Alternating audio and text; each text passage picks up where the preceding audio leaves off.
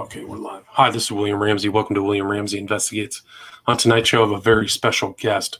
Her name is Carol Hrdlicka, and she is publishing a book within the next month. The title of the book is Finding David, an American Wife Betrayed by Her Government. And it's about the loss of her husband in Vietnam many, many decades ago now, but he went missing on May 18th, 1965. But it's a very detailed book, and it really shows how difficult it is to get answers from such a monolithic government like the U.S. government. But she can talk more about that. So, Carol, are you there?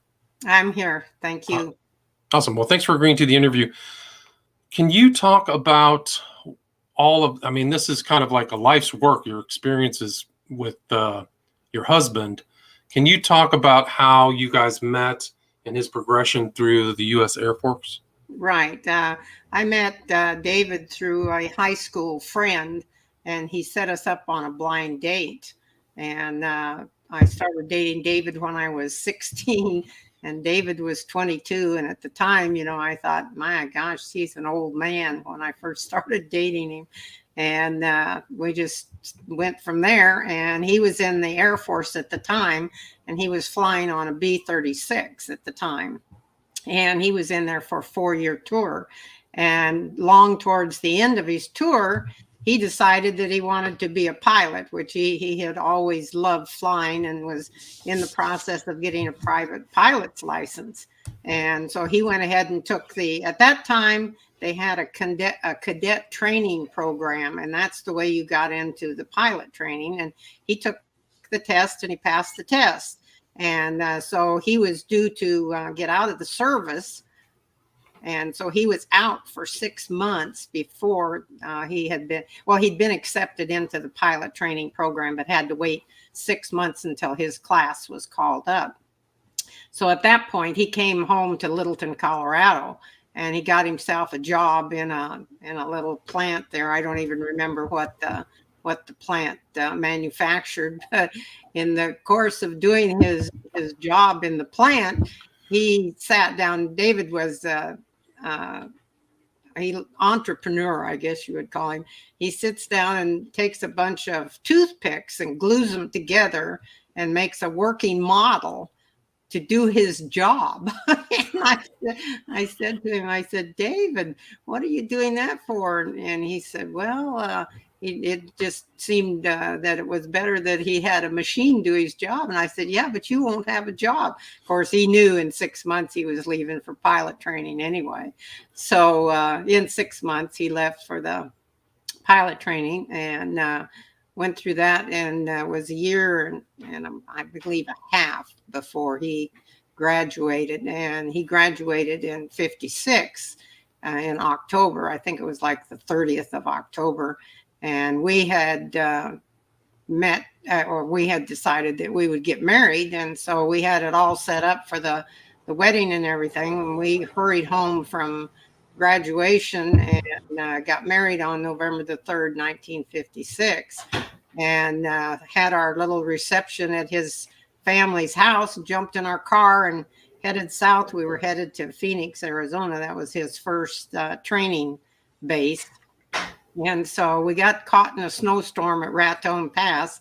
So we spent the first night, our wedding night, and in a snowstorm in Raton Pass. And then we made it on to Luke Air Force Base in Phoenix, where we were there until like January. And then we went from there to Nellis Air Force Base for further training.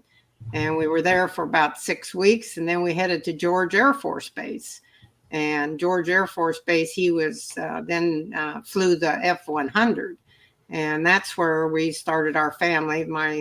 Our first son, David Michael, was born on September 10th, 1957. And so we were stationed at George for 3 years. That's in California, correct? That's Victorville, California, Victorville. Where George Air Force Base is. And so we were there for 3 years, and David put in for several overseas assignments, which, we had Japan, and I don't remember all of them, and England, and we got England. And so we left then in 1960. We arrived in England, and we were there for 3 years. Of where he flew the Voodoo, the 101. And we lived on the economy, and which I have to say, looking back, it was a rough life because we didn't have central air conditioning. They had, you heated your house with coal, and you heated your water with what they call coke, which was a fine, hot burning fuel. And so I was really glad to get back to the United States with thermostat and whatnot. Right. And that was where he met Bob Dorton and the future congressman, right? So they were pilots together in California? We need to backtrack. He met Bob Dornan was in our squadron at George Air Force Base. And we were good friends with Bob and Sally. And so they flew the 100 together. And that's where he met Bob. And right. So, and he kind of plays later on in the kind of narrative of David's life as Bob Dornan, who was really kind of a well-known figure in the 90s. Yeah, a prominent congressman. Yeah, he went on to, and while we were at George Air Force Base, Bob was making the decision of whether he was going to stay in the military or he was going to go on and get out. And so he got out, and I used to go down and visit them in LA when they first got out. And Bob was going around, to the different agencies looking for acting jobs and what have you. And so we didn't really see Bob or, be in contact with him for the next several years until David got shot down. And then I got back in touch with Bob. But when we got to England, we spent 3 years in England. And then we were transferred back to McConnell Air Force Base in Wichita, Kansas. And we arrived here in 1963. And we rented a house off base because we didn't have base housing and what have you. And David decided that we needed to buy a house. So we got involved in building a house. And it was on the street, just the next street over from where we had rented. And so every day when David would come home from work, he would stop by and see the progress on the house. Well, they started digging like in November. Well, it would have been one of the wettest winters they had. So the basement kept filling up with water. So they'd have to pump it out. So finally they got it going after January. And David, every day he would go by and look at the house and what have you. And he left on April the 7th. And the house was just getting finished. And so it was, I think, 3 weeks before I moved into it. And I moved into it, somewhere around after David left. He left on April the 7th. April 7th, 1965. Right, 1965. And I moved in around May 1st, 1965. And because I was in the new house when they came to tell me David had gotten shot down. In fact, I was in the process of planting a lawn the day they came to notify me that David had been shot down. And right, and he only had very short notice. Like he said, well, I'm leaving for Vietnam in 2 days, right? Yeah, they called us up. David's squadron was one of the first squadrons to be called to go to Vietnam from McConnell Air Force Base. I don't know about the other bases around, but from our base. And we had 2 days notice. And so we were busy, scrambling around trying to get affairs in order, and David to give me ideas of what I needed to do. And we had just taken over the management of some property that I had in Montana, which was a ranch. And he had been doing all the taking care of it. So he knew what leases were to be paid and what was to be done. And so I said to him, well, what am I supposed to do with the ranch? And he said, oh, just get the ledger book out and follow what I've done and you'll be fine.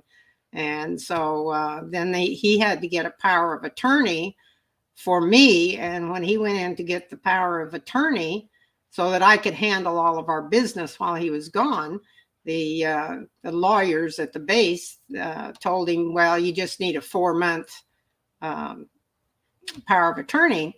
David said, no. He says, I want a year's power of attorney.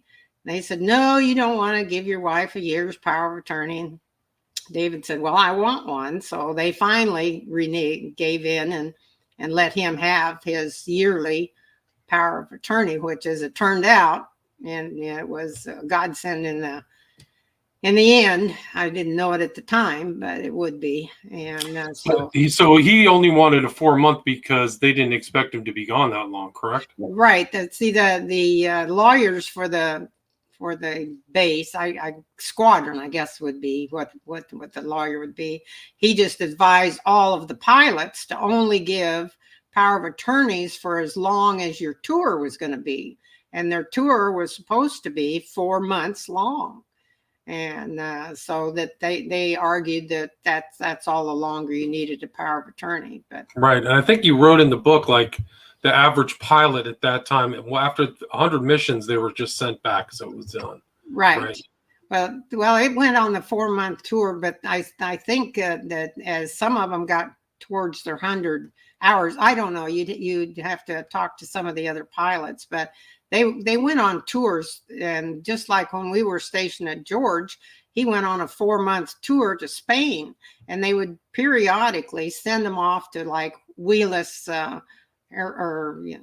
was it Wheelus Air Force in Africa, where they would send them on bombing training things, and they'd go for 4 months or a month or 2 months, whatever they decided to send them. So Vietnam was the same kind of a thing. It was going to be a 4-month tour. And after, as I assume, that the whole squadron would come back together after the 4 months tour.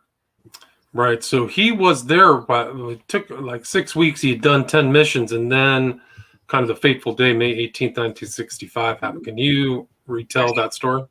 Right.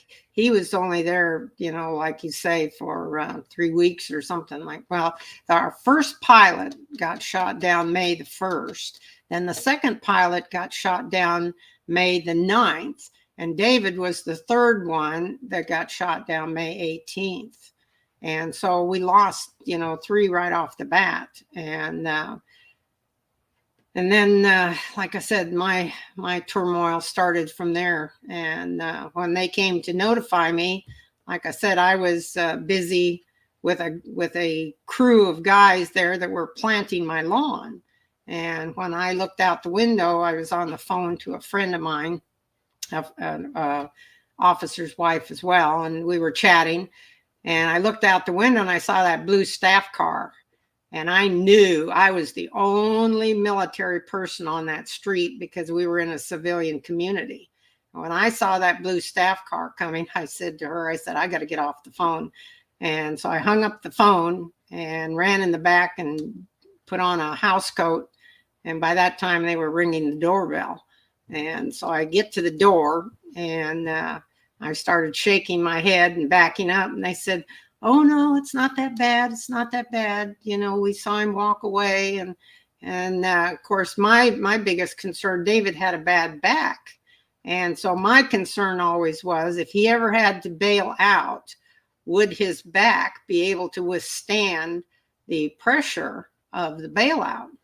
And so I always thought, he'd possibly be crippled if he bailed out. So when they said, oh, no, we saw him, they said that he walked away. And then I thought, well, that was a good indication to me that he at least survived the bailout. And right.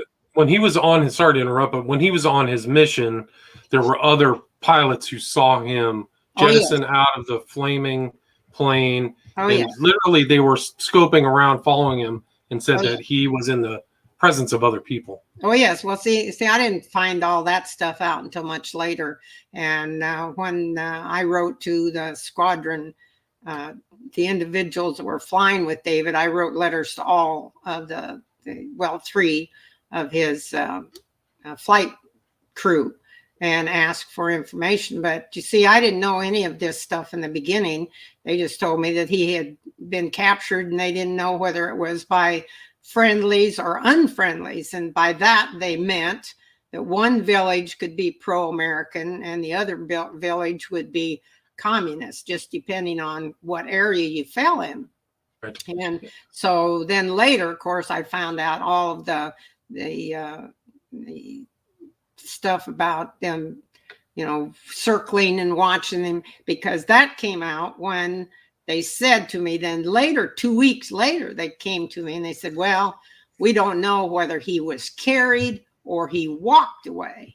And then I was mad because they had told me, oh, he walked away. So in the beginning, I was thinking at least he made it out. Now they're telling me, well, we don't know whether he was carried or we don't know whether he walked. And then they tell me, that they were getting their information from the crew that circled while he was in this field. He was in a clearing.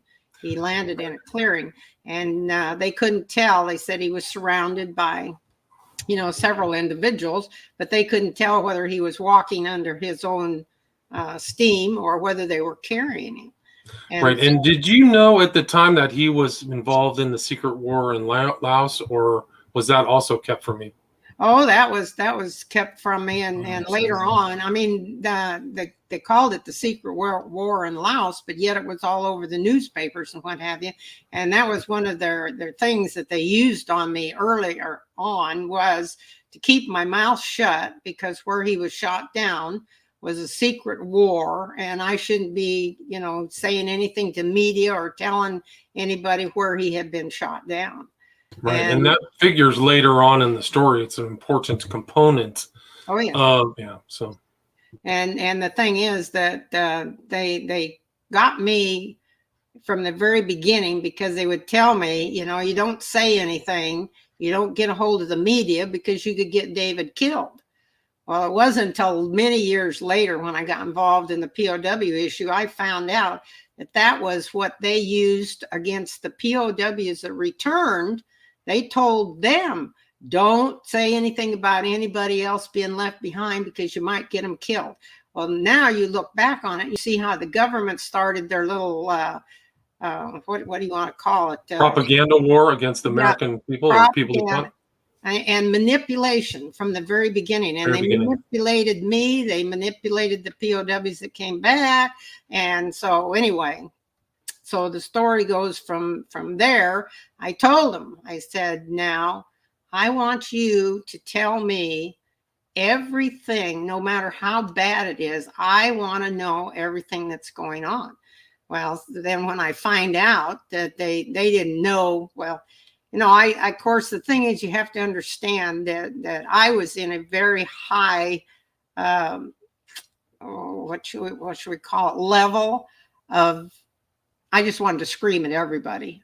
And so the poor guys that had to deal with me, I look back now and I feel sorry for them, but I was also, trying to get information on my husband, and I wasn't feeling very comfortable with what they were telling me, which, they could only tell me what they knew. And as the years went by, I found out, they had all kinds of reports that they never ever told me about. Right. But and I'm sure that they have a tough job handling, the loved ones when somebody gets shot down or killed or whatever. Because we had, I have to say that one of the ladies in our squadron, in fact, was Calva Wistrand, was her name. Bob Wistrand was her husband, and he was the one that was shot down on May 9th. And we, as the wives of the other officers, spent 2 weeks with Calva, because she was really distraught, and we were very concerned about her health and her mindset. And so we as well, you considered yourself a family. The one thing that the U.S. government did well is, in the military, you consider yourself a family, and so you take care of each other. And I don't know whether it's still that way today, but you didn't believe, and David would have never in his wildest dreams believed that the U.S. government would abandon him in captivity, because he was certain that if he was captured, he was coming home. And you found evidence that he was alive after his capture, right? Oh yeah. Well, see, the thing is, this all came in drips and dribbles along. A year later, the capture picture came out in the Denver Post. Now, you would think that the intelligence, our intelligence, the U.S. intelligence, would be able to get the capture picture before it would hit the American papers. But they didn't. It came out in the paper. So when it came out in the paper, I called Casualty and I said, "What is going on here?" "Oh, well, we'll research that and find out what happened." So they found out that the picture had come from Pravda. So I told them, I said, "I want that picture." So they sent me the picture. And as you can see in the capture picture, David's walking and doesn't seem to be injured, which, that gave me some relief to see that. But that was a year after he'd been shot down. And I mean, I was constantly on the phone to Casualty and asking, what's the newest information, which later. Can you explain to the audience what Casualty is? Yeah. Casualty was the group of people that were assigned to handle the family members. And it was in San Antonio at Randolph Air Force Base is where Casualty headquarters are. So it's the U.S. Air Force Casualty. They have the Army Casualty, and they have Marines, and they have Navy Casualty. And they handle the family members with information. And like if you needed something, if I needed a pass for my mother to go to the grocery store on the base, I could call Casualty and they would take care of it. And so they basically were our handlers, is what they were. Yeah, they were supposed to be assisting you, but they were right. So there wasn't always benign, right? Well, as I found out later, what the head Casualty guy told me many years, this back in 1990, he tells me, he said, well, the Air Force was at the bottom of the totem pole as far as information, that the CIA and the DIA and all of the government agencies decided what information they would give to Casualty, which I was, of course, at the bottom of the totem pole. I'm blaming Casualty because they're not giving me all the information, but Casualty isn't getting all the information either. And so they can only give me what they got, which I didn't understand at the time. And so they were the ones that I would deal with. If I had any problems, I would call Casualty. But you have to understand that I would be dealing with a young airman that was probably 20 some years old. And he was only getting information that was given to him by his person. It's like it's a bureaucratic nightmare, but it's intentionally designed that way, I would say. Exactly. To put it, Exactly. So basically what the Central Intelligence Agency and the Defense Intelligence Agency, they don't give Air Force Casualty all of the information. And so they're in the dark as much as I am, which I didn't realize all this until many years later. Right. And so. Please continue. Okay. So anyway, I get the picture, Casualty, or the capture picture, and which made me feel somewhat better. But the Casualty isn't getting any more information, and I would bug them, daily as to what was. And as like I said, as years went by, I realize now they weren't being given any information. So it goes along there, and but maybe we can talk. Sorry to interrupt, but we can also talk about how the POW issue was a central part in the peace agreements of '72. So David, your husband, was also kind of a pawn in these negotiations between the United States, Kissinger, and North Vietnam, and kind of got left out in the mix. Can you talk about that? Okay, well, I didn't realize all this was going on when, of course, they would, well, first, let's back up. What the Casualty would do is they would call me and they'd say, well, a POW died. He was shot. Well, we don't know whether it was David or it was Shelton, because there was a guy by the name of Shelton that was shot down in April before David. And so David and Shelton were two POWs in Laos. So the U.S. government was saying there were only 2 POWs in Laos. Now we're talking 60, 68, 69, 70 in that time frame. And so as they're saying these things, then they would call me. And as I look back now, they were preparing me, or whatever you want to call it, working on my mind that David is dead. And so in 68, they tell me, well, one of the captives died of malnutrition. Well, the other one was shot by a guard. And so it went on like that for the next 8 years. And so I, of course, thought in 1973, when they started the Paris Peace Accords, I thought, okay, now we're going to find out, what actually happened. Little did I know that Kissinger had made a deal with Vietnam to consider that there were only 9 POWs in Laos and that they had all been returned. Well, the 9 POWs that they were considering the Laotian prisoners were captured in Laos, but they were never held in Laos. They were captured in Laos, brought up the Ho Chi Minh Trail, and held in Vietnam. But Kissinger, rather than dealing with the Laotians, which the Laotians had told them early on in their papers, it says, we will not release our POWs through Vietnam. So Kissinger had a problem. He had to solve the prisoners in Laos. So the way he did it is he got Lee Doc To to agree that they would consider those 9 POWs the prisoners from Laos. And so that's when David got written off. And so, but the casualty called me when 1973, when they were talking about the POWs coming home. The casualty called me and they said, this is just a little glitch. We've got a problem. David's not going to be one of the ones coming home. Right. There were like 500 or 600 of them coming back, right? 591. But they were released from Vietnam.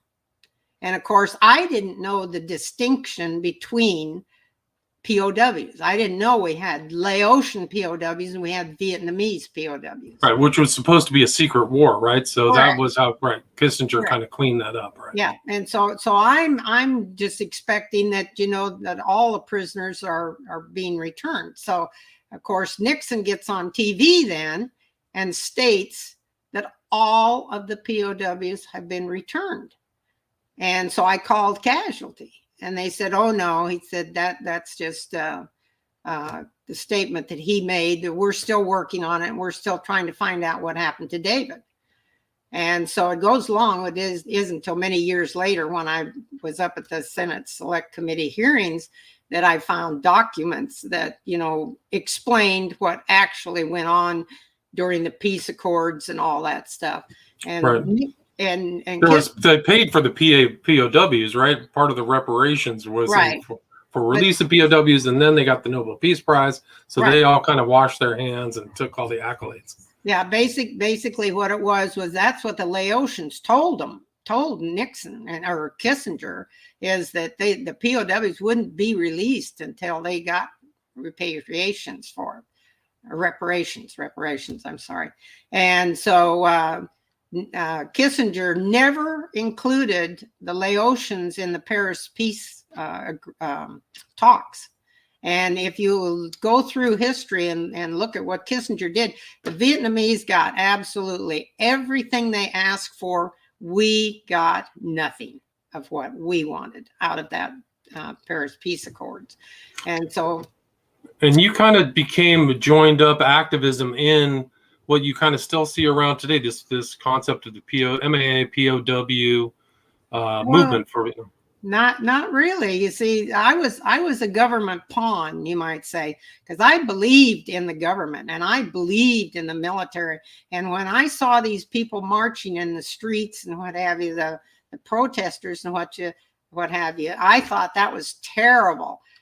Just leave the government alone. They're going to get the answers. I was still believing in my government, and I believed in my government until 1990, if that's possible to believe, because I thought they were really doing the job. I thought they were really doing the investigation to find out what happened to David. And I never thought for 1 minute that they would go off and leave these men in captivity. Never did I think that. And so, you know, them planting the seed that David died, well, of course, in 73, then I start thinking there's a possibility David's dead. David didn't make it, and that's why they're not bringing him home. So I evolved. And I used to think, you know, that it was terrible that the POW community was fighting the government so badly. Looking back, I can't believe how stupid and naive I was.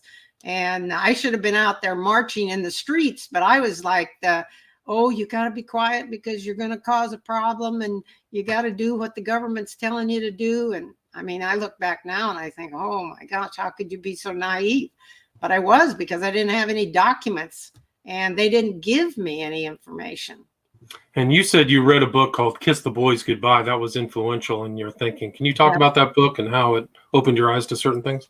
Well, yeah, that was quite a ways down the road. They called me in 77 and said they're going to declare David dead. And I said, what evidence do you have that he died? And they said, well, we don't have any evidence that he died, but we haven't heard anything about him for years, so we're going to declare him dead. Well, they said, unless you have something. And I said, well, how could I have something? I said, I don't have access to any intelligence. Well, as the years went by, that was when Carter signed the, I don't know what it was called, signed the paperwork that basically was going to kill off all, they called it the presumptive finding of death.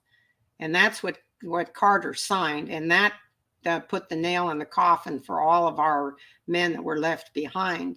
And so then as I moved forward, I went on with my life. I remarried, and I was living in Conway Springs, and I'm watching the Joan Rivers show, which I never watched the Joan Rivers show. But anyway, on the Joan Rivers show, here's Marion Shelton and Ann Holland, two POW wives. And they start talking about this book, Kiss the Boys Goodbye. And I thought, oh my goodness. And the more they talked, and I thought, I got to get to town and get that book. So I called my local little bookstore and got the book. And when I started reading that book, it was just like I was telling you, they started telling me that David died in 68. And they did the same thing to the returned POWs. Don't talk about the secret war in Laos. They did the same thing to me. Don't talk about the secret war in Laos. They played us like a fiddle, and which the government's good at what they do. And they're stall and deny and lie. And so they are good at what they do. But anyway, I got the book.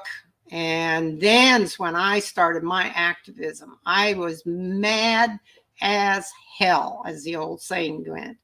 And I couldn't believe that I had been lied to for all these years. And that's when I decided in 1990, I started writing Freedom of Information Act requests and started trying to find out what actually did happen to David. And I started going to Washington, D.C. and networking with the family members up there. And John LeBoutelier was one of the instrumental guys in helping me navigate the Washington, D.C. bureaucracy. And when I found out how many people out there actually were in the same situation that I was in, I was shocked, because, I truly believed the government was doing their job. But not only did they not do their job, but there were cases of men that I'm sure were probably CIA that were shot down, that the family members would be asking for information, and the U.S. government would deny that there's any information on the individual. Well, how they got around that is say that the pilot was sent off to Area A, and he got shot down in Area A. But on paper, he was in B, in Area B. So they could deny the family the information because they weren't asking for the correct shoot down. And so as I got involved in the POW issue, then I started seeing all of these families that were having difficulty, same difficulty I was having, is getting information. Because of course where my information is in the CIA. And the CIA doesn't give up their information. In fact, Roger Hall has a lawsuit against the CIA. He's a researcher that filed a lawsuit against the CIA trying to get documents, and he's still fighting in court to get these documents. And as I was told by an attorney a long time ago, he said, well, the government, they'll get you into court, then they'll just stall you and try to run you out of money. So my activism really started in 1990, and then the Senate Select Committee hearings came along. And what year was that? What year was the Senate Select Committee hearings? 1992. And so we really thought, the POW community really thought that they were going to do an honest investigation. And at the time, Kerry was the chairman, and Bob Smith was vice chairman from New Hampshire, Senator Smith. And so we really thought things were going to really open up. And when it first started out, it started in, I think, January, February of 92. On the first few hearings that we watched, it looked like Kerry was really going to do a job. And he was a former prosecutor. He was really going to get to the bottom of this. And so he was really tough on some of the government witnesses. But you could watch as the hearing went on, and went on for a year. As the hearing went on, you could see him actually turning and actually not doing the job. And I liken it to, you saw on his face, oh my God, there is something here. And how am I going to cover this up? That's the feeling I got from what transpired. And so then they had government witnesses. I mean, I sat there and watched these government witnesses lie under oath time and time again. But the thing is, I found out later that they never get busted for perjuring in Congress. You can lie to Congress all the time, or in any hearing. Oh yes. And not only that, but see, the thing is that these people that work in these government agencies, like the DPMO, which is the Department of POW-MIA, under the umbrella of the Defense Department, they are allowed to do anything. They are not accountable for anything. I believe they could commit murder and they wouldn't be held accountable. And I wouldn't be surprised. It's a blanket. It's a blanket. What should we say? Blanket immunity. Yeah, a blanket immunity. So as they would sit there and tell these lies, I mean, I would sit there and I'd think, what the heck is going on here? And I kept saying to myself, what has happened to the POWs? Why aren't they looking for the POWs? And finally, one day I was sitting there and I was asking myself the question, why aren't they looking for the POWs? And it hit me like a ton of bricks. They aren't looking because they know where they are. And then I started seeing the pattern of what they were doing. And so I had friends that in the POW community that showed me how to go to the Library of Congress and look for documents. So what I decided myself was that the U.S. government painted the family members as a bunch of distraught people that couldn't accept reality. And so I thought, I'm going to start finding documents and I'm going to use their documents to fight against them. And so I went to the Library of Congress, and this was way before computer and all this stuff. They had these reels, and you actually had to sit there and put this on a reel and actually turn the reel slowly going through document that Microfilm copies or whatever. Yeah. yes. And so and I was told by some of the family members, they said, now when you're looking for documents, you got to look at the handwriting in the margins, because that's where the important information is going to be.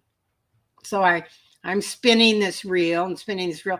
All of a sudden I come across this word hot written in great big letters up in the corner of this document. So I go to reading the document, and on this document, it's 1984, and they are tracking POWs through Laos. They are talking 23 POWs in Laos. Well, see, up until this time, the U.S. government was telling me there were only 2 POWs in all of Laos, and that was Hrdlicka and Shelton. And so I went, well, who the heck are these guys? If David and Shelton are the only 2 POWs, who are these 23 POWs? Well, that answered my question, because now I knew that they had been tracking them. Well, now the other thing is, you have to realize is they have a real neat way of keeping information from you, in that if they put a report out and they say, we're talking about 2 POWs in northern Laos in the Samnua area, but they don't put a name on that document, they don't have to give that to me. If they put David's name on that document, then they have to give that document to me. So I realized that is how they kept this whole thing under wraps all these years, because they would just put a POW or 10 POWs or 5 POWs. So they didn't have to pass that information on to the families. Right. That's a trick they do in a lot of those administrative agencies, is they don't name names or misspell names so that you can't even search them. Right. So that's a shame. Yeah. Well, There was actually one kind of moment of truth in your book. You include the Peck statement from the DIA, where he just said this whole thing is a bunch of baloney. Can you talk about the Peck resignation? yes, the Peck was the good guy. I mean, he went in there with well, in fact, during Colonel Peck's time in the DPMO is the only time I ever received a live sighting report, was during his time in there. And no, he got in there and he saw all of this stuff that I'm talking about, the debunking and everything going on in there, and the fact they're not giving the families the information. And he went in there with the idea that he was going to give us the information, and had several family members, where he did help them get information. And like I said, I think my report came from that time frame too. But as soon as Ann Mills Griffith, who is the National League of Families, soon as she realized what was going on, then she started beating the drum to get him out of there. And he just got sick and tired of all of the skullduggery going on, and because he went in with the idea that he was going to help the family members get the information. And yeah, it's just like any government agency, when they don't want you to do something, they're going to block you at every corner. And that's what they did. And he went in there with the idea he was going to solve it. So he just nailed his resignation to the door and walked away. Yeah. And then they put somebody more pliable in there, Trowbridge. And I think he said, Peck wrote, like, everyone's expendable. Like it just wasn't legit at all. No, it's not. But Trowbridge was only in there for a short period of time. He was in there until they found somebody. And we've had, I can't even tell you how many people were in there in DPMO as the head guy. But the policy, see, the whole thing, the whole POW issue goes to policy. Okay, in 1973, when Nixon came on TV and said all of our POWs were home, he put the policy in place. So every agency in the government is now going to have to abide by the policy. There are no POWs. So all of the information that comes into this DPMO, which is under the Defense Department's umbrella to handle the family members. So when a report lands on their desk that says there is a man alive in Laos, their job is to debunk it, to make it not be true, make it go away. As my son said, Mom, when they drop the rattlesnake on the desk, they have to deal with it. And so that's what's going on. And I didn't realize that either. I thought, that they were really going to try to do something. But and the bureaucracy, you can't win against the government. They have an unlimited bank account, and everybody has to follow the policy. So when the policy is put in place, you have to follow the policy. Do you have any idea, other than your husband, how many other POWs you think were left in Vietnam after 1973? Well, I've tried to figure this out, and this is another thing the government does really good, and that's they juggle numbers, and they try to mix up numbers.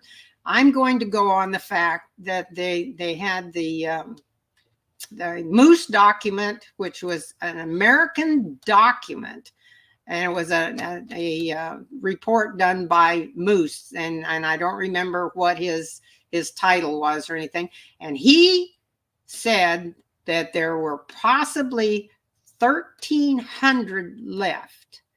Then, and I was trying to think the name of the other report that was found. You remember the 1205 document that was found in Russia, where they're talking the Vietnam yes. Politburo. Yeah, Yeltsin said something about that. I think you met with Loboda. Is that his name? Or is that a different document? No, that's a different one. The 1205 document, I was trying to think what the guy's name was that found it. Anyway, he found it in the archives in Russia, and it is stating that the Politburo of Vietnam stated that they had 1,205. Okay, now you take the 1,205 and the 13, that's very close. We have our document says 13, their document says 1,205. That's very close. Now, my question has always been, and I don't understand, is whether the Laotian POWs were considered in the 1,205 or they were separate, because Nixon stated in one of his documents that there were 317 POWs in Laos. So I don't know whether those 300, so that's the thing, they manipulate the numbers, so you don't really know.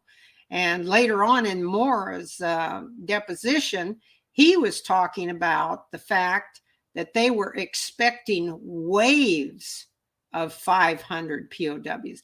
So the first 591 was supposed to be the first wave. So if you take that and you say that there were probably 2 or 3 more waves, then all of those numbers are very similar. But I still don't know whether that there were over 500 men, I think, shot down in Laos. And so I don't know whether the 317 that Nixon was talking about is in the 1,205 or the 1,300. I don't know. Right. But I mean, it's just a substantial number that's left after. And like you said, the policy is very important. There's no war in Laos. That's the policy. Correct. There's no more POWs. That's the policy.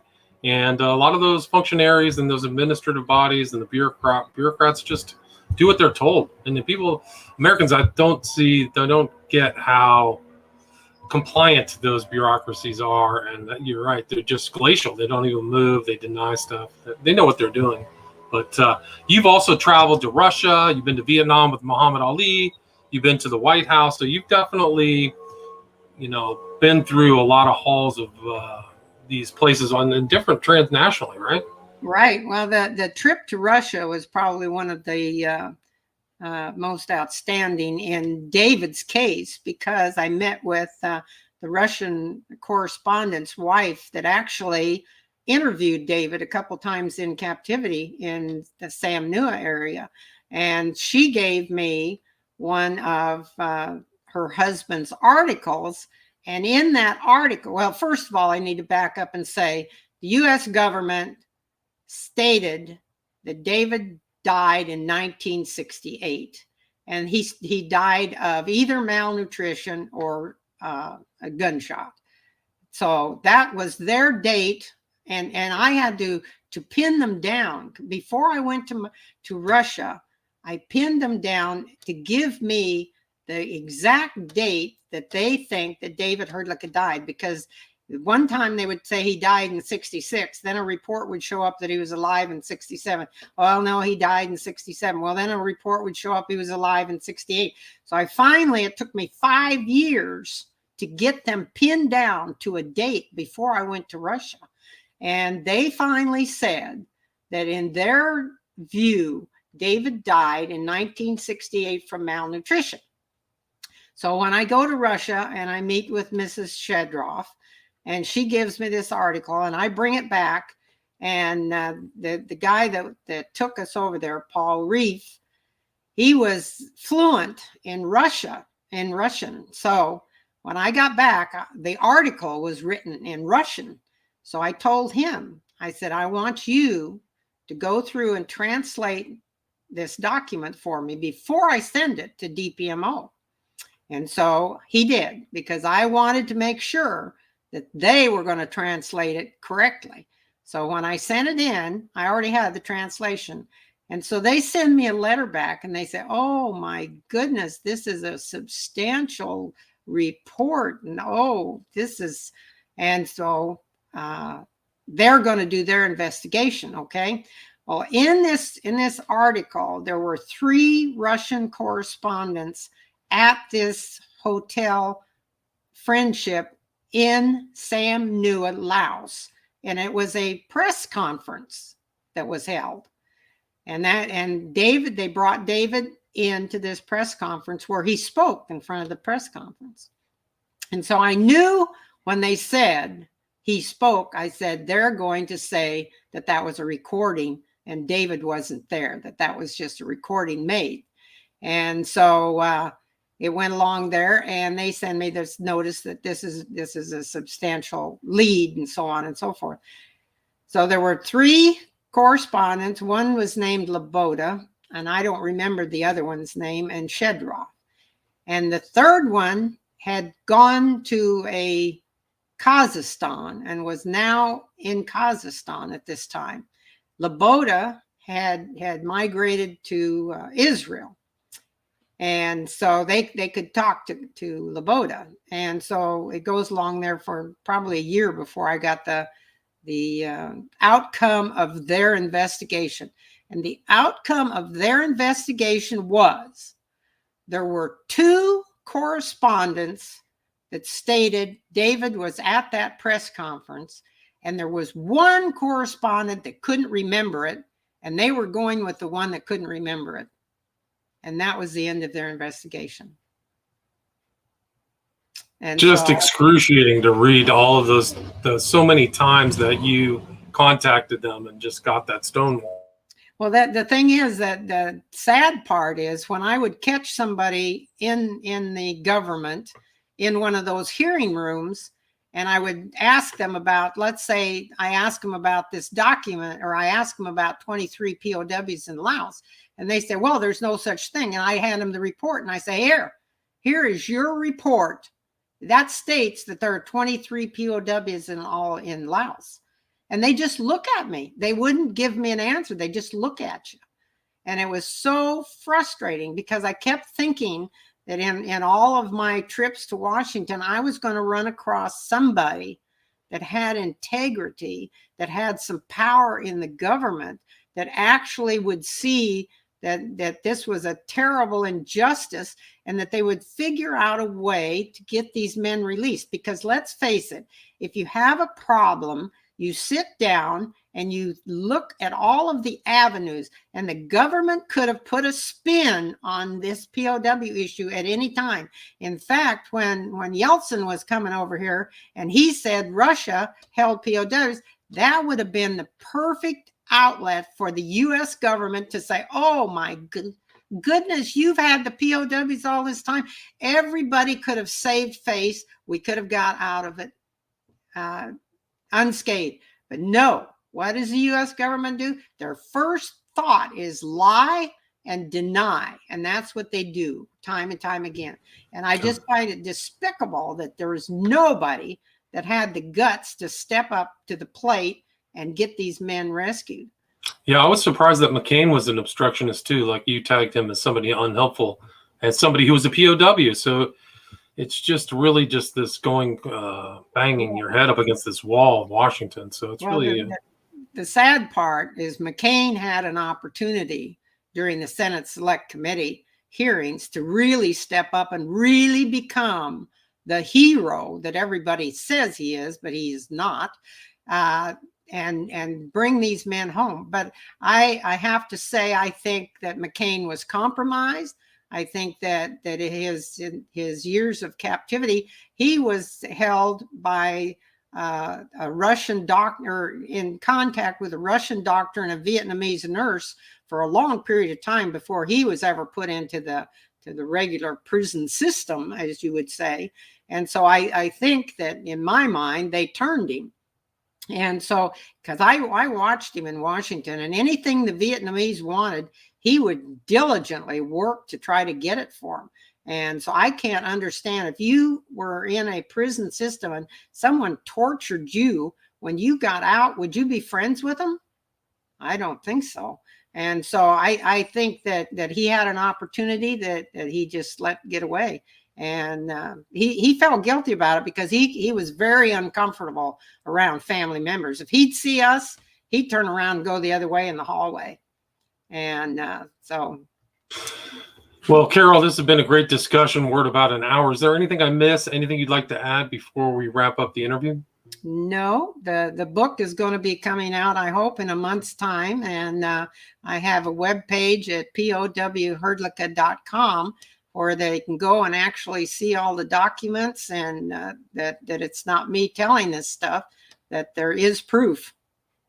And can you spell out that website, please? Yes, it's POW Hrdlicka, HRDLICKA.com. And this has been Carol Hrdlicka discussing her upcoming book, Finding David, an American Wife Betrayed by Her Government. Thank you so much. Well, thank you.